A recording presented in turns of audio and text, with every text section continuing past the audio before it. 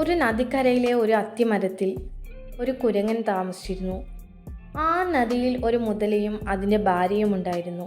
മുതലയുടെ ഭാര്യയ്ക്ക് കുരങ്ങൻ്റെ കരൾ തിന്നാൻ വലിയ ആഗ്രഹം. അത് മുതലയോട് പറഞ്ഞു.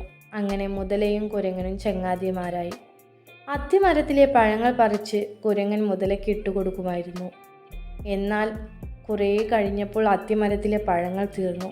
ഈ സാഹചര്യം മുതലെടുത്ത് മുതല പറഞ്ഞു, നദിക്കപ്പുറത്ത് ഒരു അത്തിമരത്തിൽ കുറേ പഴങ്ങളുണ്ട്, നമുക്ക് അത് പറിച്ച് തിന്നാമെന്ന്.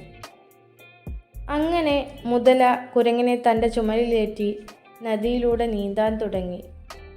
നദിയുടെ നടുക്കെത്തിയപ്പോൾ മുതല മുങ്ങാൻ തുടങ്ങി. കുരങ്ങൻ കാര്യം തിരക്കിയപ്പോൾ മുതല വിവരം പറഞ്ഞു. കുരങ്ങൻ പറഞ്ഞു, അയ്യോ, ഇത് നേരത്തെ പറയാമായിരുന്നില്ലേ? എൻ്റെ കരൽ പറിച്ച് ഞാൻ അത്തിമരത്തിലെ പൊത്തിൽ വെച്ചിരിക്കുകയാണ്. അതുകൊണ്ട് തിരിച്ചു പോയാലേ അതെടുക്കാനാവൂ. മണ്ടൻ മുതല ഇത് വിശ്വസിച്ച് അവനെ കരക്കെത്തിച്ചു. കുരങ്ങൻ ജീവനും കൊണ്ടോടി മരത്തിൽ കയറി രക്ഷപ്പെട്ടു. ഇതുപോലെയാണ് ചില ആളുകൾ. അടുക്കുമ്പോഴാവും തനി നിറം പുറത്തു വരിക. കൂട്ടുകെട്ടുകൾ തിരഞ്ഞെടുക്കുമ്പോൾ ശ്രദ്ധിക്കുക.